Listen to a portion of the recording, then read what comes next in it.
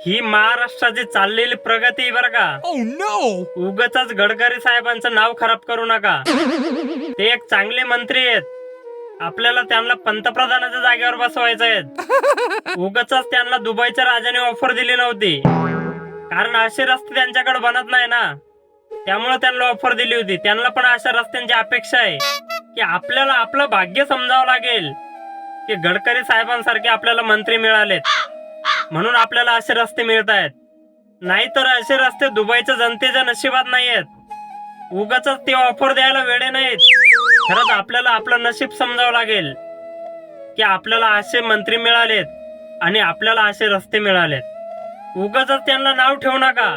नितीन गडकरी साहेब रस्ते वाहतूक आणि महामार्गाचे मंत्री आहेत, पण ते एवढा कारभार बघून सुद्धा पेट्रोलियम मंत्र्यांचं काम बघतात. मग विचार करा, हा व्यक्ती किती काम करतो. पेट्रोलियम मंत्र्यांना सुद्धा ते मदत करू लागतायत पेट्रोल मध्ये इथेनॉल मिक्स करायची. मग यापेक्षा आपलं नशीब किती चांगलं पाहिजे. अजून गाड्या खराब होत आहेत, रस्ते खराब होत आहेत, यापेक्षा अजून आपल्याला कोणते चांगले मंत्री पाहिजेत. खरंच आपलं नशीब खूप चांगलं आहे.